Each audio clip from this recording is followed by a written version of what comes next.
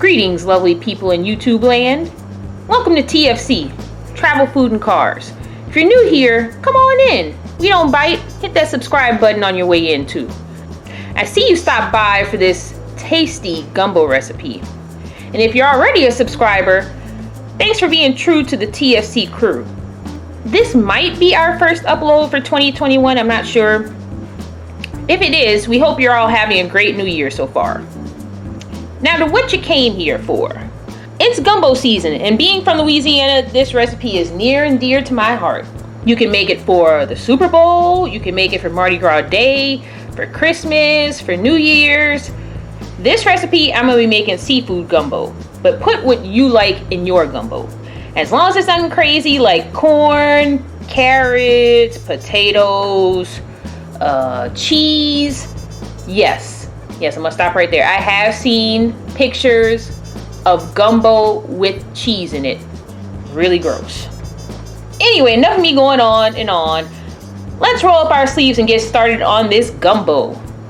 This video might be a little longer than our other videos tend to be, but I want to make sure everybody gets this recipe right because gumbo is very important. Nobody wants gross gumbo, especially not me. This is a 9-quart stock pot.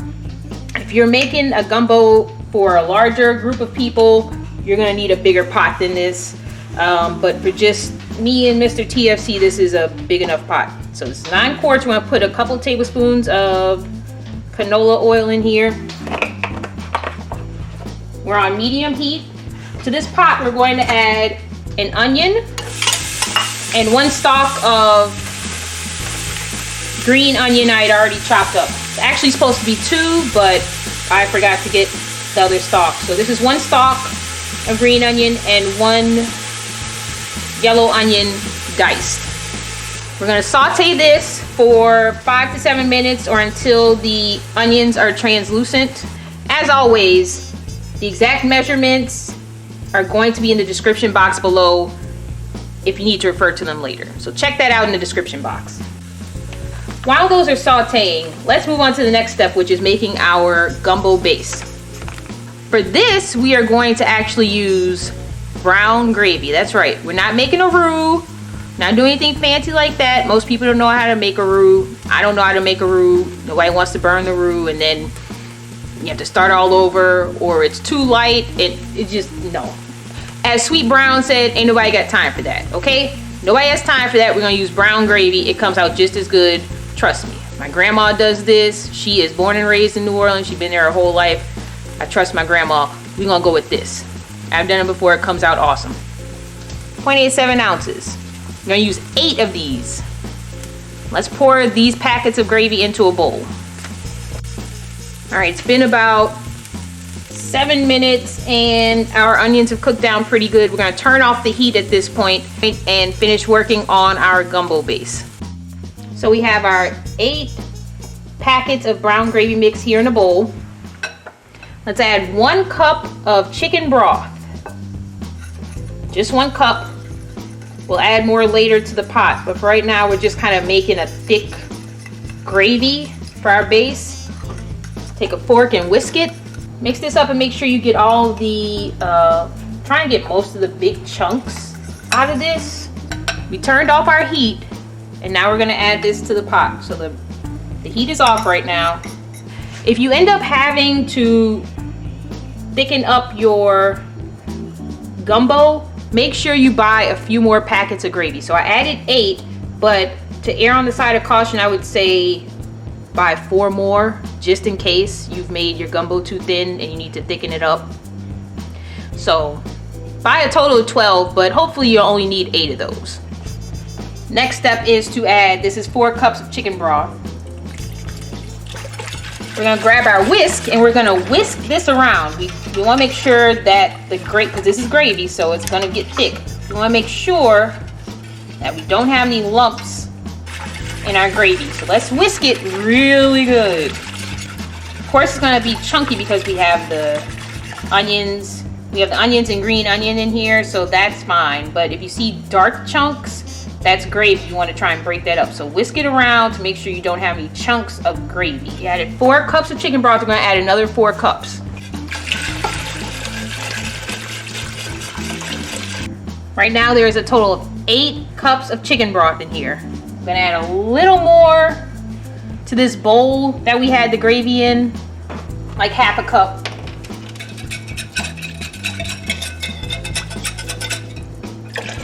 So it should look something like this right now. You see that? So I've decided to turn this down to medium now. So if you catch any little lumps at this point, any lumps of gravy, just go ahead and skim it out. But it looks like I got most of them out. See that lump? See a couple of lumps? I'm gonna take that out. And at this point, we want to put a lid on it to cook the gravy taste out. I'll come back and check on it in 15 though. We'll be back. It's been 15 minutes and here is our base. As you can see, it's really thick like gravy, right? Keep an eye on this periodically because you don't want it to overflow out of the pot. But it looks like it's coming along good so far, so we're gonna give it another 15 minutes to let that gravy taste cook out. And then we're going to start adding our meats. See, it's gotten, can you see it's getting pretty high now to the top? So if you see that it's starting to get kind of high and it might possibly overflow, just turn it down to low. While we're waiting on that, let's talk about this. In New Orleans, we have something called hot sausage, all right? So when I go back home, I usually bring a container of this back with me. This Patton's hot sausage. They make Patton's hot sausage links, and they also make patties. I have the links here. What we're going to do is we're going to take half of this container, and if you don't have this, I'll tell you what to do instead in a bit, but let's focus on this. So we're going to take this hot sausage link, we're going to actually take it out of the casing, take a knife, open it up. Yeah, it looks gross. I mean, obviously if you use the patty, you don't have to take it out of the casing because it doesn't have a casing. But what we're going to do is, yeah, it doesn't look the best right now, I'm gonna be honest. But what we do is we take it out of the casing and we're going to roll it into like a meatball. Can y'all see that? Like a meatball, like this, okay? We're gonna drop these into our gumbo base. I'm gonna make those into little hot sausage meatballs, I guess. If you do not have access to hot sausage, this Patton's hot sausage, do not put the following substitutions in your gumbo. Do not put chorizo in your gumbo. Do not put hot Italian sausage in your gumbo. Do not put hot link, like hot links. I think that's like what people barbecue them or something. I don't know. Don't put that in there. It's not gonna taste the same. You're gonna mess up your gumbo. Please don't do that. Instead, you can use spicy smoked sausage. You can also use andouille sausage, but there's no substitution for this. So don't try it. It's hot Patton's hot sausage or nothing else. And we're back. It's been 30 minutes, and like I mentioned before, you want to keep an eye on this, make sure it didn't overflow. But as you can see, it's gotten darker, right? And it's still pretty thick like gravy. Couple of things I wanted to mention about this.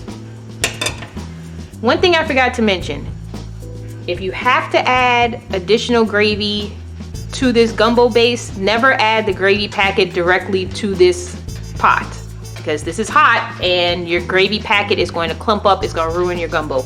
Always add the gravy packet in a separate bowl with a little water, not a ton of water, like a quarter cup for every packet. I would say a quarter cup of water for every packet, or a quarter cup of chicken broth for every packet. Depends on how salty you like your gumbo. But don't add it to this pot. Now we're gonna slowly add in our hot sausage. Try not to let it splatter. One thing about the hot sausage I just added, if you are not a fan of spicy gumbo or gumbo with a kick to it, do not add andouille sausage, do not add spicy smoked sausage, and do not add these hot sausage meatballs I just put in there because it's gonna make it spicy. Turn this back on to like a medium heat. It was on low earlier because I didn't want it to overflow out of the pot. That's 2 packages of smoked sausage we're gonna add in to our gumbo. And also at this point, it might splash a little, so be careful. If you want to add in chicken, you can add in chicken. I would suggest pre-cooking your chicken. So like cook it halfway, I'd say, and then add it in. And I would also suggest use chicken thighs, boneless chicken thighs instead of chicken breast. And I'd also cut up the chicken thighs in chunks. I wouldn't make them too small, otherwise they're gonna break up in your gumbo. It's gonna make your gumbo stringy. So I would pre-cook it like halfway through and then add it in at this point when I added in the hot sausage and my smoked sausage. Let's give this a stir. I'm gonna give this 15 minutes. Let's put the lid back on. I'm gonna cook this for another 15 minutes to kind of give the hot sausage time to cook through, because the hot sausage is raw. So we want the hot sausage to cook through, and then we're gonna start tasting it. I'm not sure if we're gonna need to add chicken broth, which is salty, or water, because it's already salty enough. So we're gonna give this 15 minutes to cook, and then we'll come back and see which liquid we need to add. Stay tuned. Do you see this, guys? This is called gumbo filet. Basically it's a ground, I think it's a ground leaf, like sassafras or something like that. Anyway, I wanted to mention this. If you don't have access to this, it's not a big deal. It still tastes good without the filet. But if you have access to this, I would suggest you add the filet into your own individual bowl of gumbo. I would not dump this entire container into your pot right here, into your pot of gumbo, because it's basically, I mean, it gives it flavor, but it's basically a thickening agent, and gumbo is not supposed to be really thick, so it makes no sense to thin it out just to dump all of this filet in it and thicken it up again. It's not supposed to be thick like a stew or gravy. It's supposed to be thin, more like a broth, right? So I would suggest adding this to your own individual bowl of gumbo. Just a tip from Mrs. T.F.C. The American Indians gave us filet powder, which is produced from the leaves of the native sassafras tree. Filet is added to gumbos and soups after they are cooked. After. Please do not add this whole thing to your pot of gumbo. After. Like I said, I add mine individually to my own bowl. And it says filet will thicken and add a very delicate flavor to any gumbo or soup on which it is sprinkled. See, you sprinkle it on your own bowl of gumbo. Don't add that to your pot of gumbo. Okay, people? Don't do that. That's how we can tell if you're from Louisiana or not. It's been 15 minutes. We wanted the hot sausage meatballs to cook through before we actually tried this gumbo. It's still too thick right now, but I want to actually taste it and see if I need to add water or if I need to add chicken broth. So let's try this. I'm going to add some chicken broth.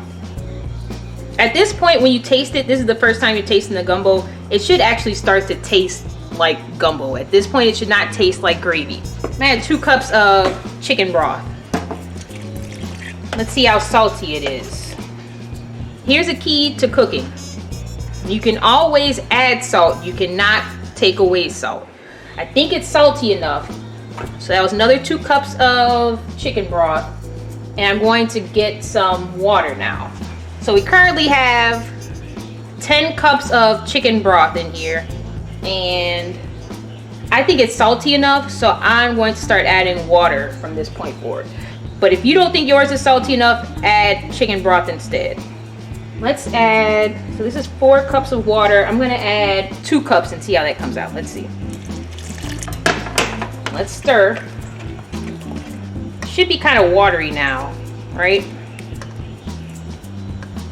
Still a little thick for me. See, I'm still kind of coating the spoon. Let me try and see if it's still salty. Still good there.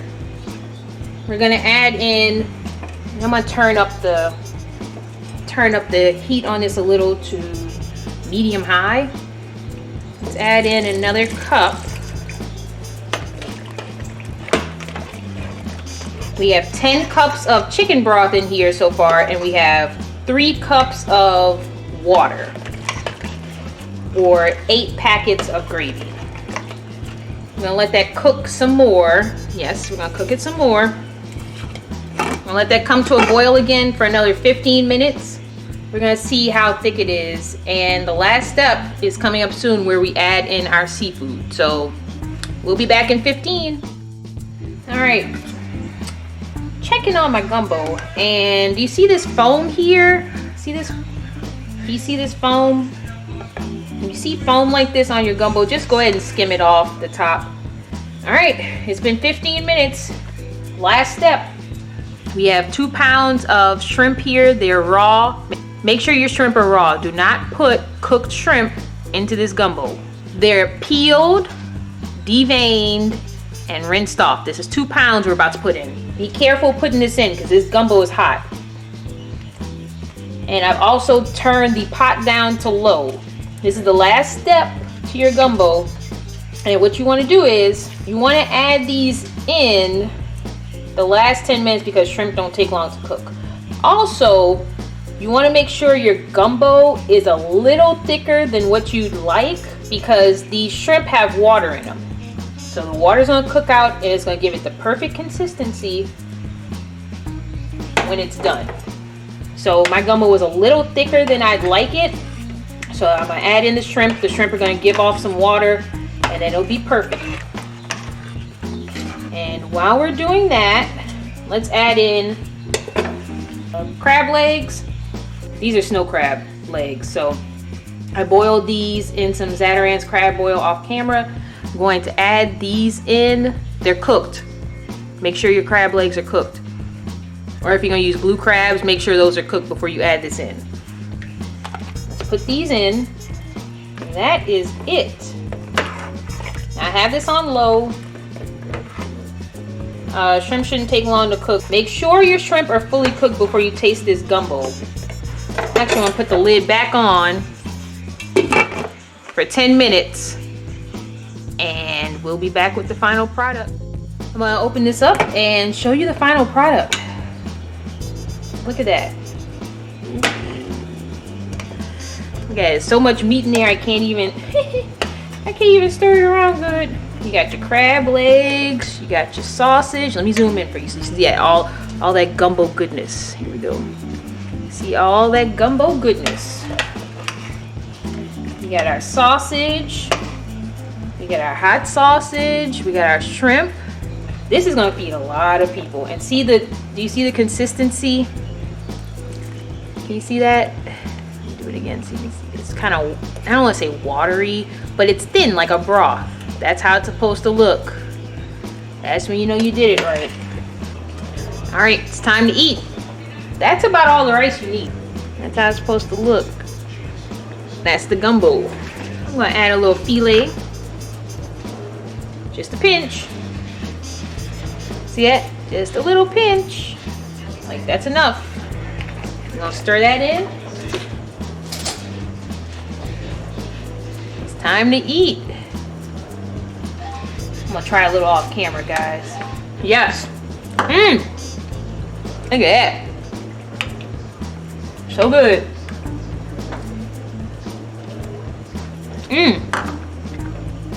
What you need a roux for? Look at that. Look at that. Who needs a roux? That look like gumbo to me. That's gumbo.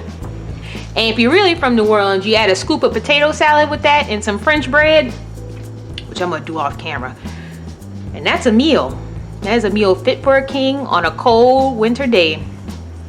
I'm gonna go and enjoy this off camera, but be sure to hit the subscribe button on your way out and hit the thumbs up if you really like my recipe, and leave a comment letting me know what you thought.